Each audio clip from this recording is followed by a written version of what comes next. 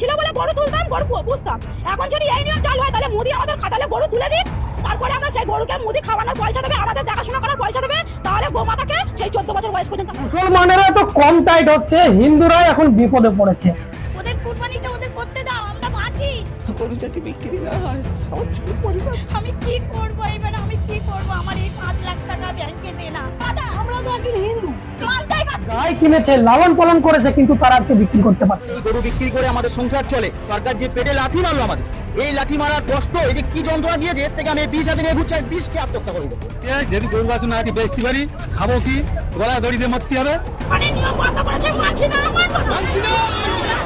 কুরবানির নিয়ম বন্ধ করেছে, মানছি না, মানছি না। বারবার ফোন করে লোন চাইছে, কি করে কিস্তি মেটাবো? এই সমস্যা কিন্তু কোনো মুসলমান বলছে না, এই সমস্যা বলছে হিন্দু সমাজের মানুষজন। মদ খেয়ে গরু কিনতে হবে, মদ খেয়ে গরু মদ খেয়ে কিনতে হবে। মোদি গরু কিনে গরু কিনবে, গরু খাওয়া চাষ করে। আমি তো হিন্দু লোক, আমি তো দাস, আমি ব্যবসা করি খাই, তাও তো অসুবিধা হচ্ছে। না পুষলে আমরা কি করে খাবো? গরু বিক্রি করে আমরা চলি, আর গরু না পুষতে দিলে আমরা চলতে পারবো? মুসলিমরা বলছে আমাদের গরু নিয়ে যেতে দিচ্ছেন না, আমরা নিয়ে যাবো কোত্থেকে? আমাদের গরু নামিয়ে নিচ্ছে এবং আমাদের মারধর করছে। আমাদের গলায় দড়ি দেওয়া ছাড়া আর কোনো রাস্তা নাই। তারা ভেবেছিল পশ্চিমবঙ্গে বিজেপি আসার পর মুসলমানদেরকে টাইট করা হবে বা মুসলমানরা ক্ষতিগ্রস্ত হবে, কিন্তু আজকে এই ভিডিওগুলো দেখার পরে মনে হচ্ছে মুসলমানেরা তো কম টাইট হচ্ছে, হিন্দুরাই এখন বিপদে পড়েছে। দেখুন, বিজেপি সরকার আসতে গো হত্যায় পাবন্দি লাগিয়েছে, আপনারা জানেন।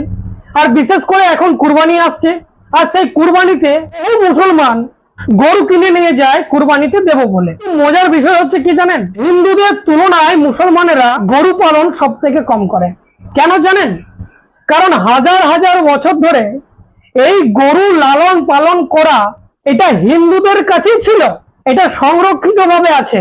কারণ আপনারা জানেন যে জুতোর কাজ একজন চর্মকার বা চামাররা করত, অন্য আদার কাস্টের কেউ করার সুযোগ ছিল না, যদিও আজকে করছে।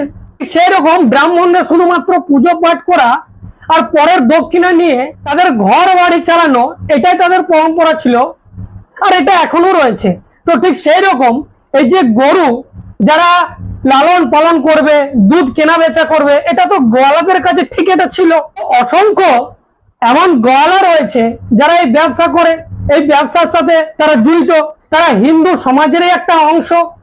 তাহলে তারা এই ব্যবসা সব থেকে বেশি লাভবান হতো কুরবানির সময়, কারণ মুসলমানেরা কুরবানির সময় তাদের কাছ থেকে গরু কিনে নিয়ে যেত।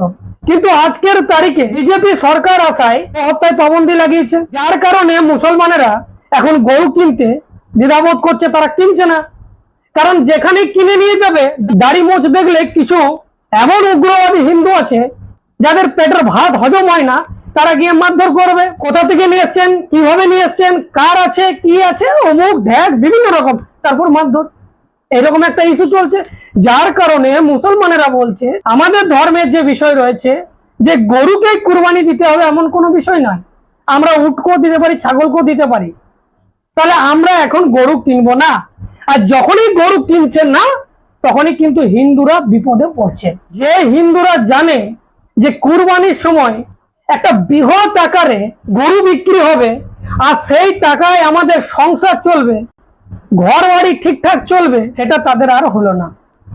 কেউ লাখ টাকা, কেউ 8 লাখ, 10 লাখ, 5 লাখ, 3 লাখ লোন নিয়ে বসে আছে, গাই কিনেছে, লালন পালন করেছে, কিন্তু তারা আজকে বিক্রি করতে পারছে না। তাদের অবস্থা মরার মতো হয়ে গেছে। তারা বলছে যে আমাদেরকে গলায় দড়ি নিতে হবে, কেউ বলছে ছেলে পেলে নিয়ে আমরা রাস্তায় বসে যাব, বলছে লোনওয়ালা বারবার ফোন করে লোন চাইছে, কি করে কিস্তি মেটাবো। এই সমস্যা কিন্তু কোনো মুসলমান বলছে না, এই সমস্যা বলছে হিন্দু সমাজের মানুষজন। আর এই যে সমস্ত কথা বলছে, এগুলো কিন্তু আমার একটা নিজস্ব কথা নয়, সব কিন্তু নেট দুনিয়ায় চলছে, আর আমি আপনাদের সামনে রেখে দিলাম। এইবার আপনারা বলুন যে এই বিজেপি সরকার সত্যি কি হিন্দু, মুসলমান, শিখ, ইসাই, জৈন, বুদ্ধিস্ট, লিঙ্গায়েত এবং সমস্ত দেশবাসীর জন্য কথা ভাবে, নাকি শুধুমাত্র একটা পশুকে পশু না বানিয়ে মায়ের জায়গা দিয়ে দুঃখের দিন দেখতে হবে? তাহলে কি মনে হয় আপনাদের? অবশ্যই কমেন্ট করে জানাবেন। যদি প্রথমবার ফেসবুকে দেখছেন ফলো করে নেবেন, ইউটিউবে যদি দেখে থাকেন অবশ্যই সাবস্ক্রাইব করে পাশে থাকবেন। এখন এই পর্যন্তই, ধন্যবাদ।